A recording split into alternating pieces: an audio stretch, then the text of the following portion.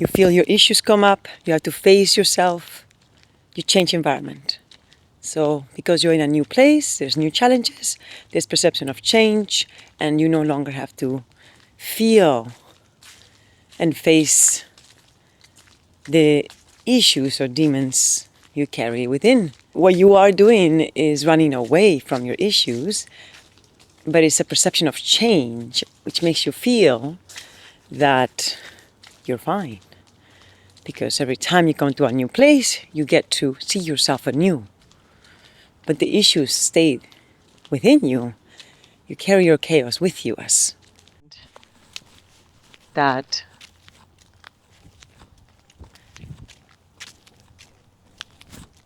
when you are in this heightened state of distraction, whether with work,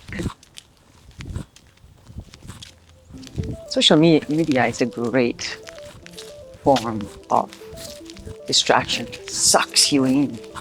You spend hours in that state of cheap dopamine.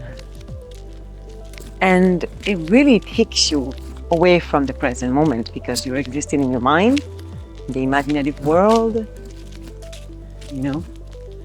just an observer of others, trying to get that hit of dopamine. So it's a great way to ignore your issues. But our issues don't go away. They live inside us. And they are very active.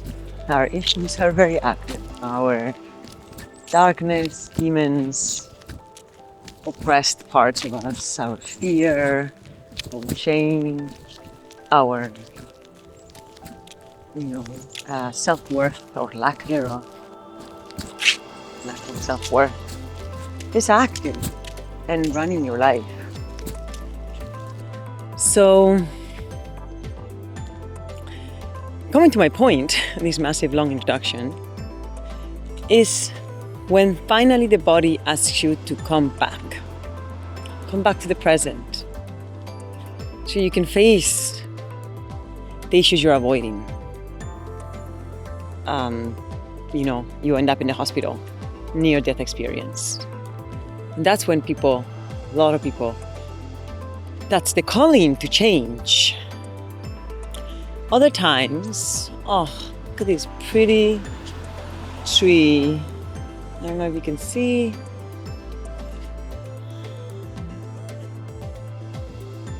The golden era of the fall. Absolutely gorgeous. Other times is through depression and meaninglessness, where you lose all meaning of life, of everything that you're doing. Nothing matters to you, nothing excites you anymore.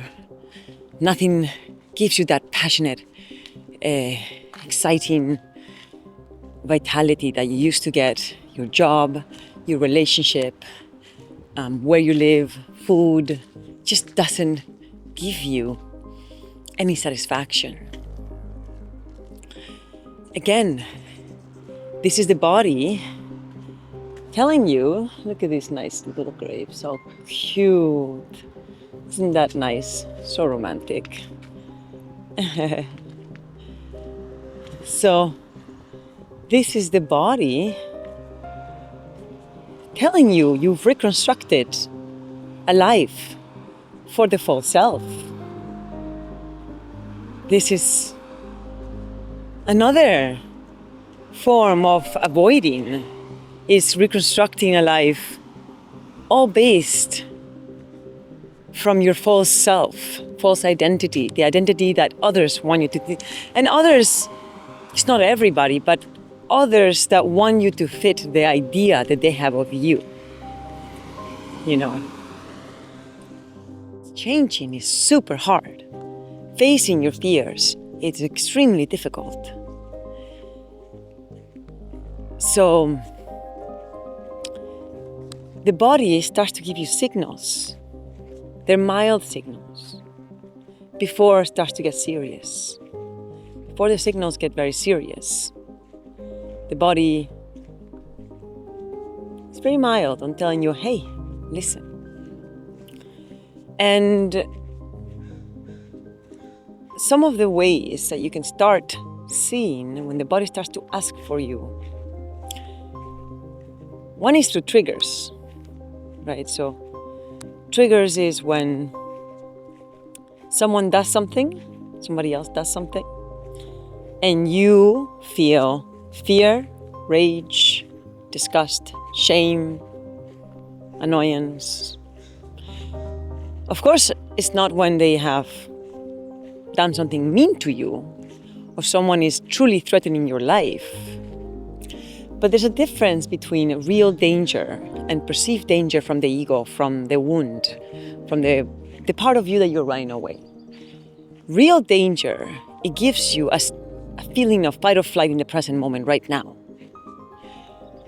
It's not so much a looming demon. You know, if you see a bear, you run into a bear, you're going to feel a surge of energy of what is the quickest way to escape? What should I do? Your mind goes in a very fast way of almost problem solving. As Edgar Tolle likes to say, that if you run into a bear, you don't have a problem, you have a situation. So real danger gives you situations. The mind gives you problems, right? Gives you monsters, gives you fear. Where true danger gives you... sorry, I'm sitting down. This wet grass.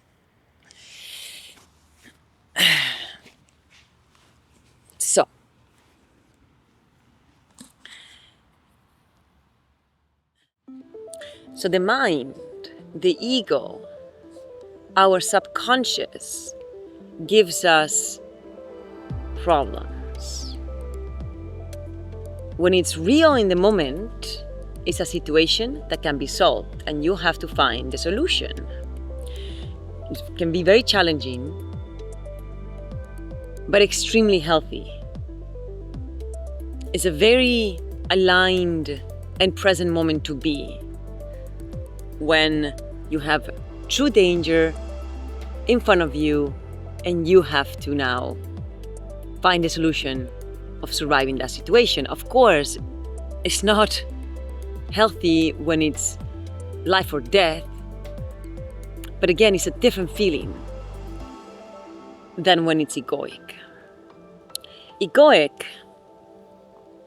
meaning that it comes from a perceived or a built identity from childhood due to a difficult situation you lived. So you build a persona to manage that situation. So let's say if you felt fear and nobody was there to protect you and you didn't know what to do, you disassociated. Your ego now as an adult disassociates, right? If you as a child again felt fear, because fear is usually the core of all our negative emotions that are misaligned. So if you felt fear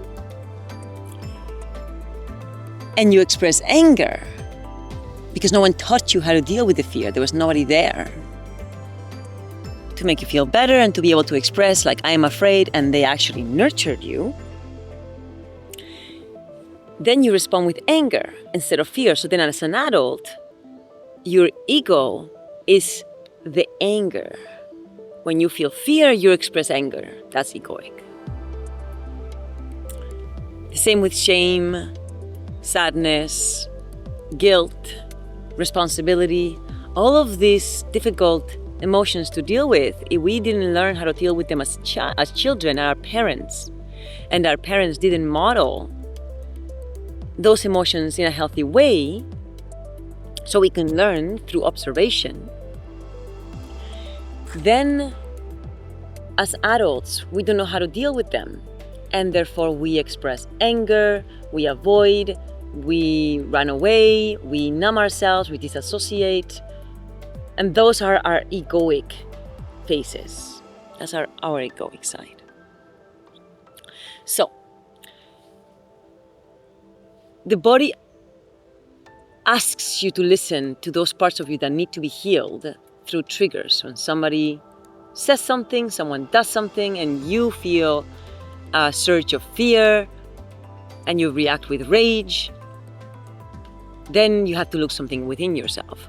But another way that your body asks you to come back to the present, is through depression. Depression is a form of communication to telling you that you are depressing too much of your authenticity, that you are avoiding who you are and not expressing your true self. Your body starts to express, it's not express really, it's entering a state of depression. And before you get depression, because that's already pretty extreme, you can feel a sense of gloom, a sadness in your being.